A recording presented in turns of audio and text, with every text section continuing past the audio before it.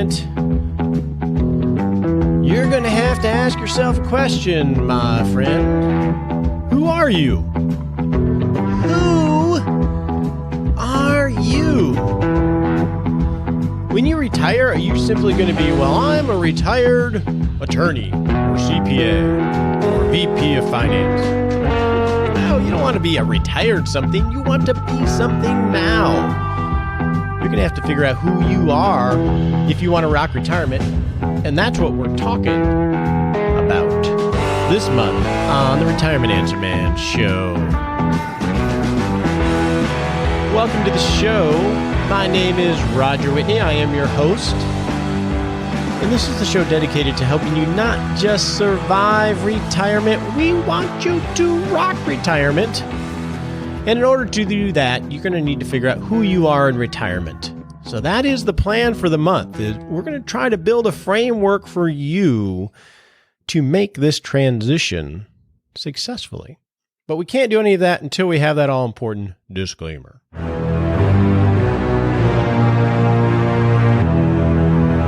I know you don't like this up front. I'm sorry. But I got to remind you, I am not your life coach. I am not your financial advisor. I am not your CPA or attorney. Talk to those people before you make any decisions, because that's just common sense. This is just helpful hints and education that hopefully I've learned on my journey of serving clients. Let's go talk about identity. So when we look in the news about retirement, we see how do you figure out your number, tactics for retirement, 4% withdrawal rates, how we're underfunded, the crisis, everything else. We don't see much about what may be the most important question that we need to answer in order to rock retirement. And that is, how do you make that life transition from full-time career to full-time living all on your own terms? That, if not answered correctly, can really cause an identity crisis. So we want to explore that this entire month on the show. These shows may be a little bit longer than normal this month, but that's okay because I think we got some great guests, but I think we're going to be able to develop a great framework to help you do this successfully. So as I was planning out this topic for the month, obviously, you think about yourself. What about me and my identity? I look back 5 years ago and my identity, who I am, it was very different. So if you would ask me 5 years ago at a cocktail party, who are you, Mr. Whitney? I would say things, obviously, father and husband and those things. But professionally, I was partner in a advisory firm. I was the lead advisor. I worked with clients. I was chief compliance officer. I was a business owner, all those things. Just starting 5 years ago, a lot of those things had run their season for me. And so I started this journey in creating who I wanted to become. I wanted to focus on this transition that most of my clients were focusing on of transition into retirement. And how do you do that from the financial perspective, for sure, but also from the human perspective? That's all I wanted to focus on. I saw that as a opportunity for so many people, but also a big risk if you go down a wrong path. So I started to focus and hone in on that. I started the podcast to help me think through that. And at the time, did you realize the podcast, the title was Plan Well, Invest Wisely? That's pretty generic. It's a safe title, really. Generic, but safe. And then as I started walking this journey, we renamed it to the Retirement Answer Man, which was, to be honest with you, really intimidating. Because, man, you calling yourself the Retirement Answer Man? Is that arrogant? Who are you to call yourself that? And for me, it forced me even further to lean into where I felt I was being pulled to. Because you got to live up to that, right? The Retirement Answer Man can't be an idiot about retirement, so he better lean into that. So that's been part of my journey. And so today I'm a totally different identity, especially professionally. I don't have the partnership. I only work with clients over 50. We work very holistic.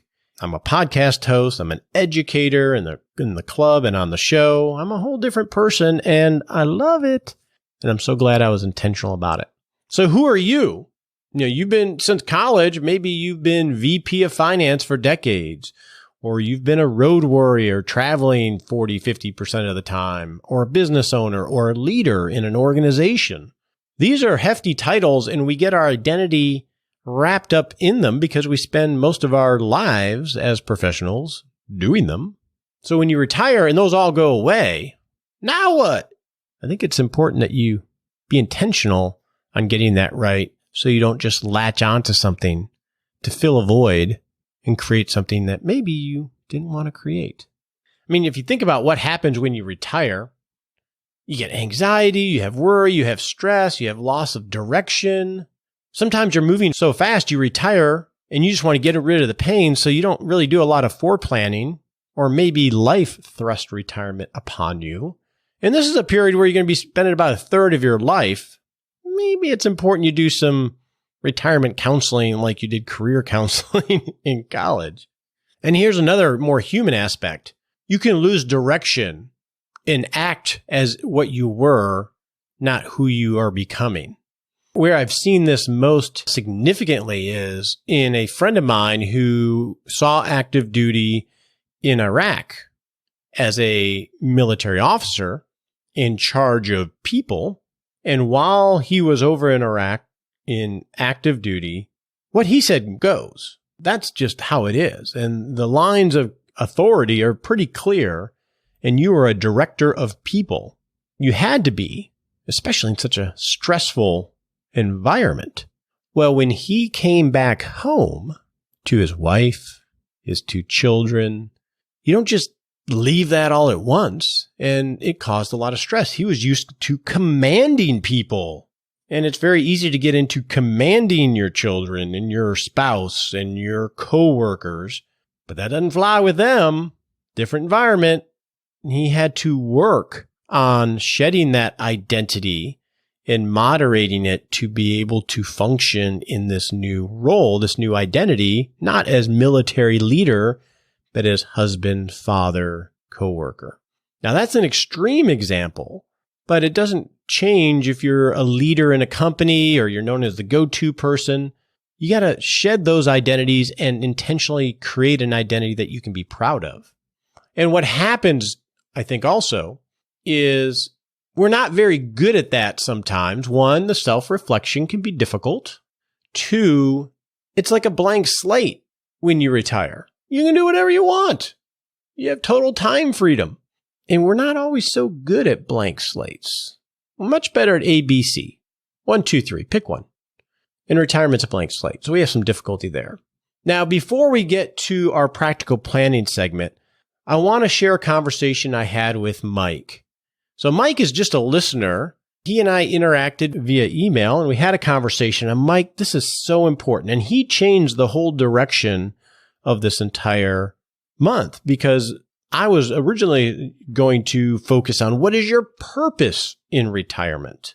And he called to say, man, purpose sounds really like an obligation. So I asked Mike to share his thoughts on that. So let's talk to Mike real quick, and then we'll get on to the practical planning.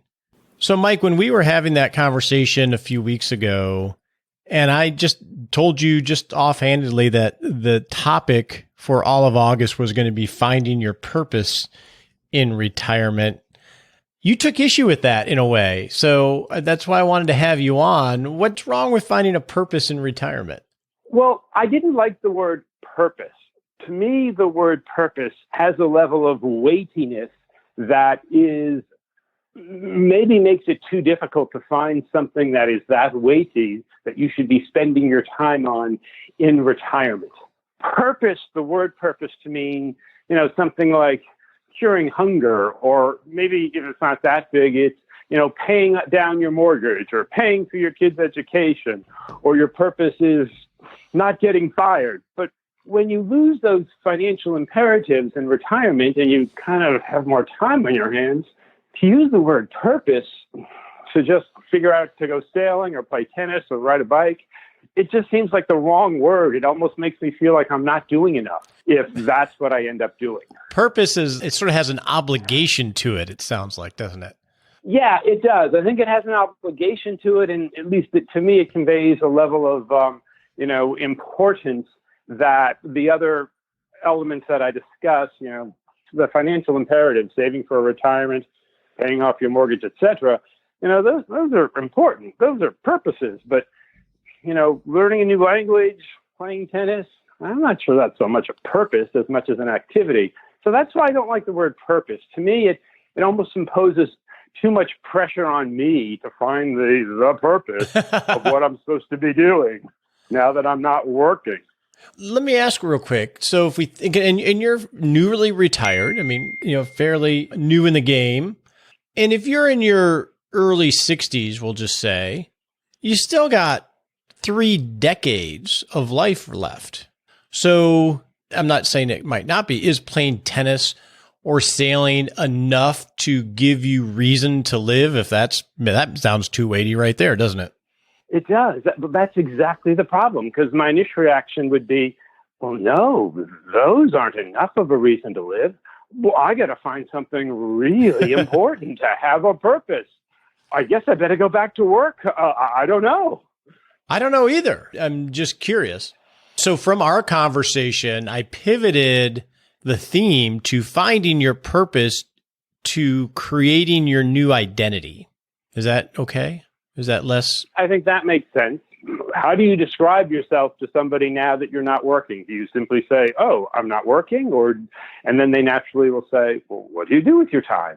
And so I think finding a new identity so you have some answer to that, besides, oh, I go out to play tennis and have lunch with friends, maybe that's not a sufficient identity. So finding some new identity or activities, I think, is an appropriate way to look at it, to phrase it. Do you think, to use your example, going to play tennis and having lunch with friends, do you think that's enough for a person? I don't know, because I haven't done it. So after 20 years of doing it, I can look back and say, it really wasn't enough. God, I wasted those years. Or I might look back and say, oh, yeah, that was good enough.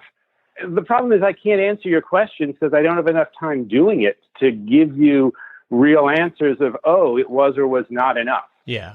Do you think it would be enough?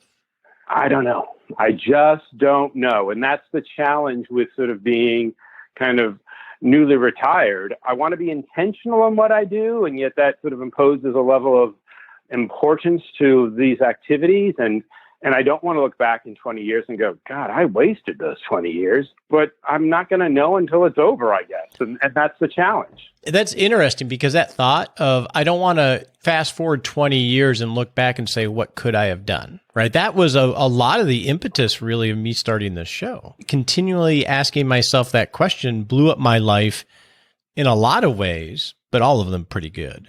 So I wonder if when you retire, rather than put the weight on, I need to find a purpose for my life, it's almost like coming out of college. The pressure we can put on ourselves. Maybe it's the beginning of an exploration. And that's possible too. I mean, the fact that I'm answering this vaguely and saying, yes, that's possible, tells you I haven't figured it out. And maybe it's an ongoing work in progress. But it is in some sense analogous to maybe starting college, where you don't really know what major you're going to have or take, and you don't really know what job you're going to take after college. So you have a fair bit of flexibility starting out in college. And that's analogous to now. There's a lot of flexibility to choose things. I think the advantage to college, though, is there's a structure. You're on quarters or semesters. You're eventually going to have to choose a major. You graduate in 4 years. And that structure, I think, compels decisions. Whether you're ready for them or not, you got to make them. You don't have any of those, at least I don't find any of those same structures or pressures to force decisions. So you can keep thinking about it. And you don't have I'm going to get through this in 4 years. Let's make the best of these next 4 years. I don't have that same feeling of pressure. And that creates, I guess, lots of opportunity, but sort of the paradox of choice. What do you do with all those choices? Yeah, and that makes it, I think, tougher. Yeah, people don't do well with a blank slate. And I think interesting, and I think this is an excellent point, by the way. People don't do well with a blank slate, and there's no structure. And there's also assuming that you are funded or overfunded for retirement. There's no financial pressure to make you choose either. And it's interesting because lack of pressure, usually there's some pressure or tension that causes change and growth ultimately. And those things are somewhat lacking. I think you're absolutely right. I mean, when you're working, there's the pressure to just maintain the job so you don't get fired. There's the pressure you need the job to pay the mortgage or fund retirement. So that compels you to get up in the morning, compels you to get things done. There is a level of structure and compellingness, if you will, to getting things done. All of a sudden, if you worked long enough and you've saved enough, or maybe if you just won the lottery, you have this freedom and flexibility, but not the same pressure or compunction. And as a result, it's actually harder than you think because you've never been faced with a situation where you have that panoply of choices, and yet you really don't have the skills necessarily to pick from such a broad palette because you haven't had the opportunity to pick from such a broad palette. You haven't had the opportunity to develop those skills to choose so broadly. And I think that does make it more challenging because all of a sudden you're thrust into the situation to make these choices without having the skills to make them, and yet you don't want to make the wrong choice.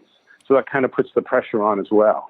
It makes total sense to me. Our initial conversation and this conversation changed the direction of this entire month where we noodle on how do you find your identity. And Mike, I don't know you really at all. This is our second conversation, but I have no doubt you have an amazing spirit and that you're going to figure out how to rock retirement. And I appreciate you being willing to share this perspective because it wasn't something I really considered as I was putting this together. So thank you.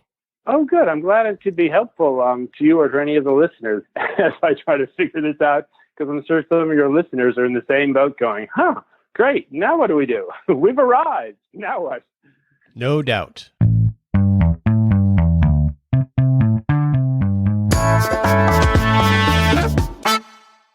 So a few weeks ago, you may know that we opened up the enrollment for the Rock Retirement Club. This is our community where we give you world-class education, tools to empower you to take action, and inspiration from people very much like you on the same journey. And you can learn more about it at rockretirementclub.com. What I thought I'd do is each week just share you some of the things going on in the club to help you understand it better, to see if it's a good fit for you. And so this month, in tandem with this theme that we're doing on the show, what we're doing is we're bringing in an expert, Mark Ross of the Next Thing Group, to conduct a workshop for club members to work through exercises to help us be intentional about creating the identities that we are going to, create, that we desire in retirement. So we're going to do that as a live workshop all through the month of August, and that will be there for anyone that comes in later to be able to go through that and still ask Mark questions. So if you're interested in surrounding yourself with awesome people that will support a journey that you're on, go to rockretirementclub.com and check it out. With that, let's go talk to Dr. Joseph Coughlin.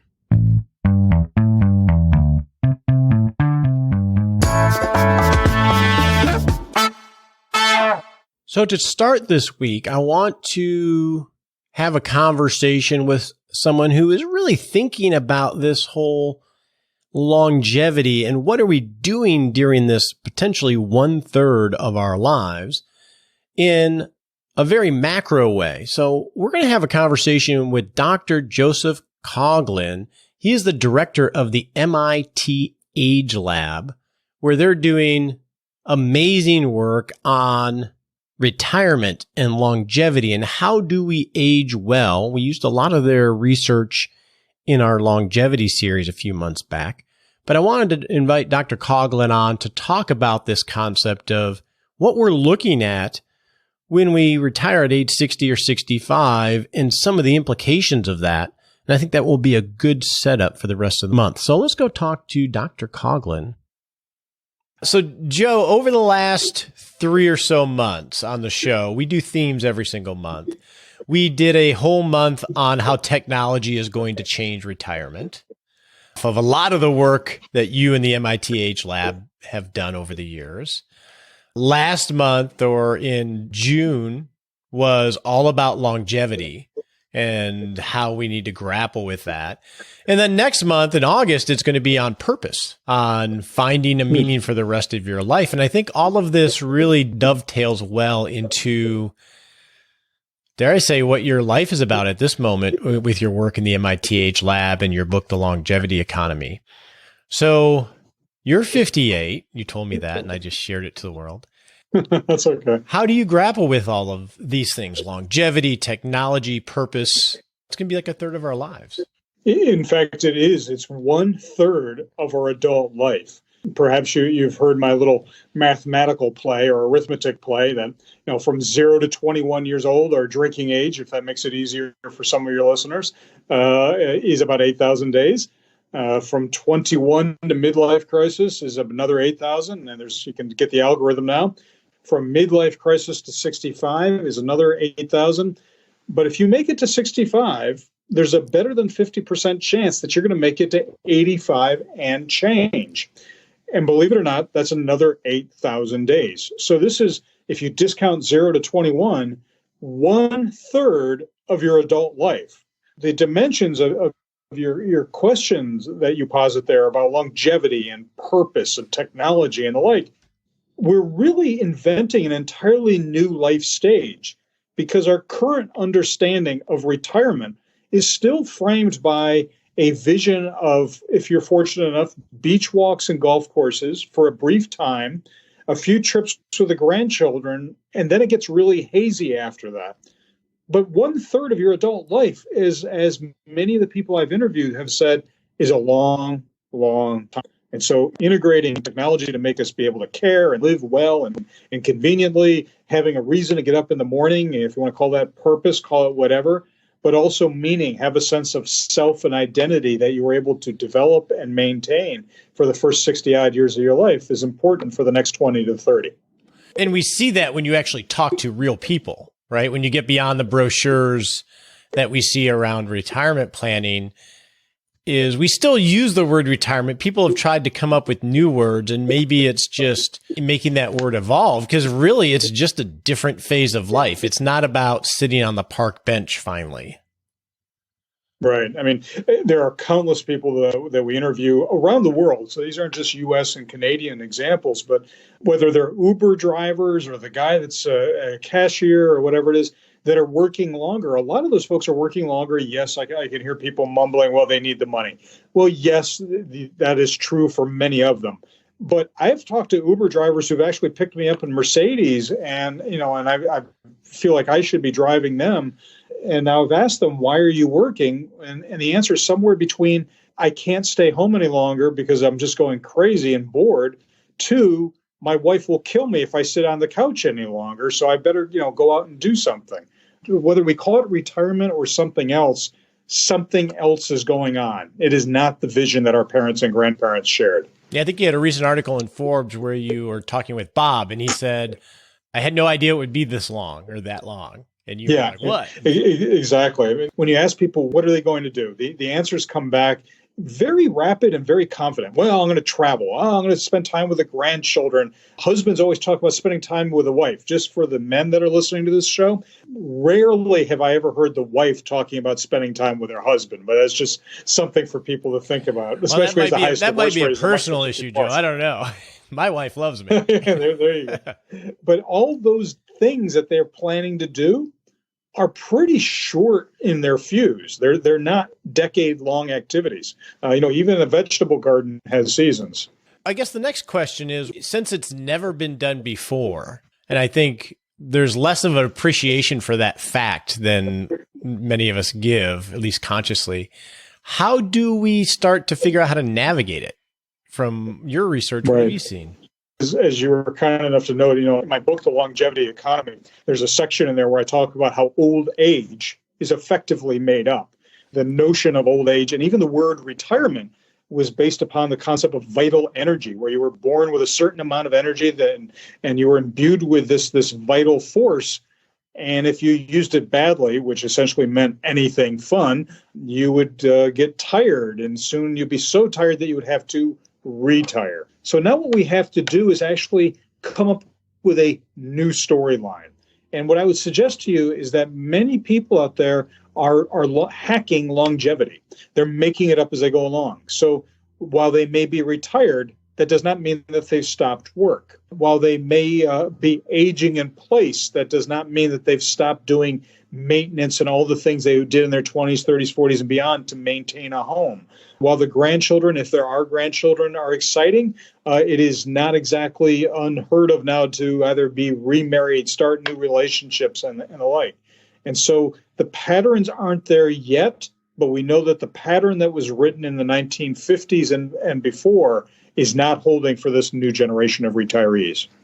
Yeah, and what I have seen just from practical experience is many people go to retirement because they're running away from, say, the corporate grind, right? They see it as a release from the pressure of the corporate grind, and they don't spend much time thinking about what they're running to, right? The word we use is pre-retirement, which is sort of that in-between stage, and the idea being it's not the absence of work that people desire. It's just more time freedom. That's how they flexibility. Yeah. From a numbers guy, from my standpoint, if you embrace pre-retirement or still earning something, maybe not the high level salary, but the something that would seem modest, it goes a long way for a lot of things. So do you have a pre-retirement plan, absolutely. Dr. Coughlin? I'm fortunate enough to have one of those jobs that it looks like work, but I can't say that driving a keyboard and running off at the mouth is real work, essentially, in teaching. So I'm fortunate enough where I enjoy what I do and I can change the topic and therefore have a new job overnight, if you will. And I think that's part of why a lot of people want to retire.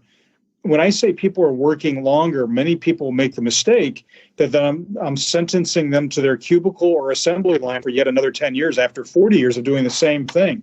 I think that those that are hacking longevity creatively in their pre-retirement are identifying passionate interests that will carry them for the next couple years, let alone decades, are identifying new jobs that may or may not have anything to do with what their specialty is, or volunteering with verve using skills that they had earlier on.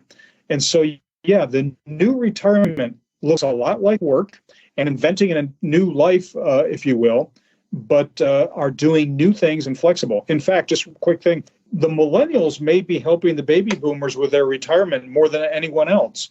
And why I say that is that the millennials are saying they plan to have life be more important than their work. They're not even talking about work-life balance. They're talking about quality of life. They want flexibility in workplace. They want diversity in workplace. They want purpose with their work. Well, gee, we're doing here at the MIT Age Lab. If you're over 50, you want all those same things too. So the new retirement may be helped by a younger generation and an older generation that rather than changing for the future of work, they may be changing the future of work. And it's going to look a lot like what we think retirement may be. I definitely think with baby boomers and right below is helping them realize, like this gentleman, Bob, who is driving you in his Uber, that there are much more flexible options than you and I realized when we were 22 and in our 30s. I had the pleasure of meeting a very senior trial attorney. He's 77 years old, senior in his, not his years, as much as he's senior in respect and experience and the like. And he was lamenting the fact that he says, to be a really good trial attorney, you've got to have the entire case in your head and be able to access that information immediately. And he says, I really can't say that I do that anymore. But the one thing that he can do that younger people cannot, because they don't have the experience, is he sees patterns and can give strategy that no one can do without 30, 40, 50 years of experience. And so in his case, is he still practicing law? Yes. Is he doing the law that he practiced for decades? No. But he's also providing great value and purpose. And he comes to the office a little less, gets paid a little less, but he still has a reason to get up in the morning, make a little income, and to make a difference. So let me ask you a question, because a lot of times when we are 58 or in our mid-50s, we have profession and skills that we may be the top of our game at, but they're not really authentic to who we are. And so when we're thinking about pre-retirement, how do we rediscover I wanted to be a fireman or I wanted to be a painter? I think I may be out of luck. I can remember when I was in, middle school, I wanted to be an immunologist. Now I'm not even sure I could spell it, let alone pick up the skills. I think that if we are true to ourselves and true to the literature about aging, as you start, it takes an entire lifetime to find out what's important to you. And maybe part of that pre-retirement or true retirement planning, and that is, which is navigating longevity, is not just to ask the instrumental question about whether my wealth span is going to be long enough to be in sync with my lifespan, but to really ask the question, what makes me tick? And then here's the hard part, where I can see an entire new field emerging out there to help us coach, which is, how do I use the skills and the contacts that I had from this profession that I did because society said you should be an MBA, you should be a lawyer, you should be an engineer or a doctor, and when you really wanted to be a farmer? How do I translate some of those skills and connections and whatnot into whatever that next game is? And it may not be in its entirety, but be a little bit closer. And that's unfortunately going to be a new agility that we're going to have to make up on the fly, because there is no retirement plan for that. So I'm going to jump over technology, which we initially contacted you as the main thing I wanted to talk about. And I've shared a lot of the research from the MIT lab in the Rock Retirement Club and on the show. And the reason I'm going to jump over it is because you had an article about the true social capital. Like, I think of social capital in finance terms of Social Security, socialized income sources, right? But the true social capital is the neighborhoods, the friends, the relatives that provide physical and emotional support. A lot of that changes, obviously, when you retire, because you blow up some of those networks if you're not careful. But as you age, many of them move away or die off. So how have you seen people hacking that successfully so they end up not being the last person standing and not having that support network around them? Yeah, I can remember interviewing a number of years ago. I was still in my 50s, but a number of years ago, a older woman I was interviewing about this very issue, about remaining socially connected and whatnot. And she was well into her 80s, and she used the line, "Son," which I appreciated being called son because it felt good. She says, "Son, at my age, there's a natural attrition to friendships."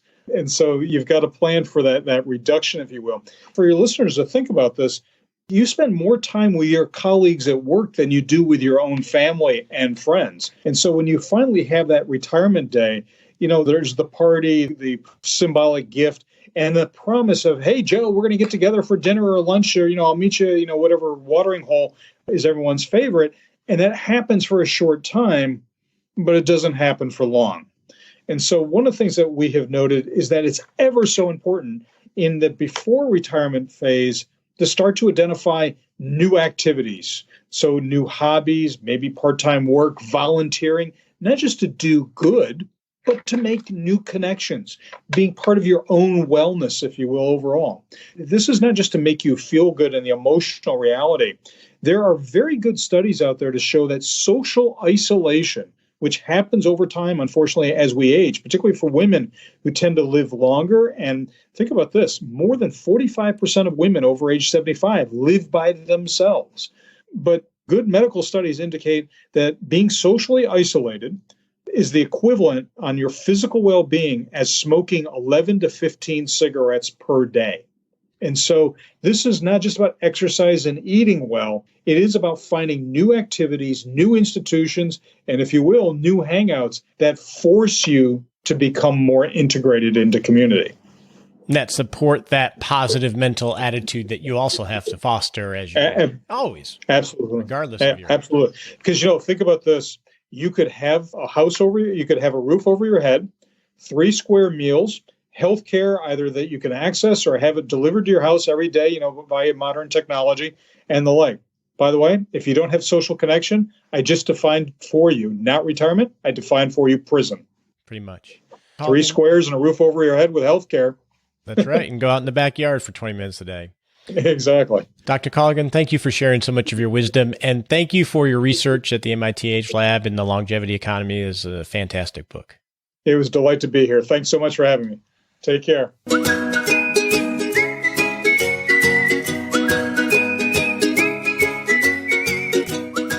Do. Welcome to the Happy Lab, where we noodle on how to live a happier life. And we did something a couple weeks ago that made me really happy, Roger. And that was? That was Tracy flew into town. So who is Tracy? Nobody knows who Tracy is. Oh, that's true. That's true. Okay. So Tracy is our awesome Rock Retirement Club coordinator, and she lives in Indiana. So I have never met her in person. Roger has, but she flew down and we got to hang out, and Janine, our senior planner, came and we went axe throwing and we had some awesome meetings and we went to dinner. And I just think there's, it's cool that we can see each other on screen, but there's just something about hanging out in person that is just so awesome. And it made me so happy. It was pretty cool. Although axe throwing, FYI, was way harder. Unless you are Clay, Nicole's husband, is much harder than you would think it would be. Getting it to stick was the hard thing. Most of mine, I think, bounced back at me and people had to dive out of the way behind me. It is a wonder that any of us have toes. Yes, and my wife wore open-toed shoes because I failed to tell her that you should have closed-toed shoes, and they let her throw. So she was the one most at risk. Yes. And I counted them, and there are 10. Shall we go set a smart sprint? Let's do it. On your marks, get set.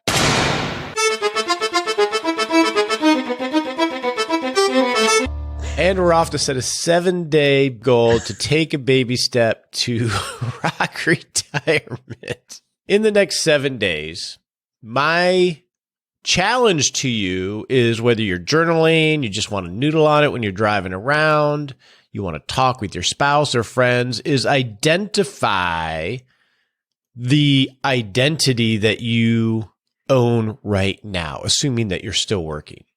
Are you that road warrior? Do you think of yourself as VP of marketing or whatever your role is? Start to identify what your identity is right now and how you describe yourself. That's the first step in working through what your new identity is going to be in retirement. So spend some time thinking about that. And if you're already retired, go through the same process and figure out the identity that you assign yourself. Do you still call yourself a retired XYZ? And if so, maybe you should reframe that. And you're off.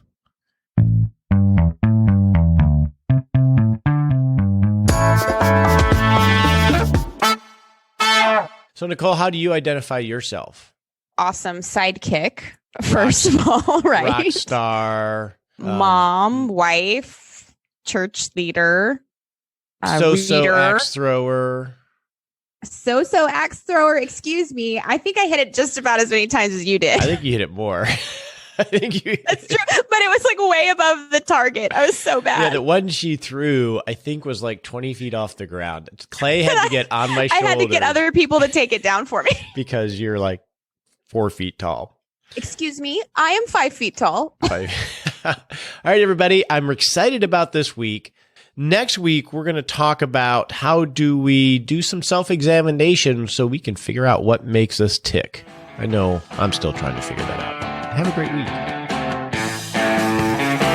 We appreciate you joining us today for this episode of Retirement Answer Man. Be sure to visit rogerwhitney.com/answers to access the Retirement Answer Library with over 30 checklists to help you make the most of the only life you have. Remember, you have more power than you realize to create an amazing life starting today with Retirement Answer Man.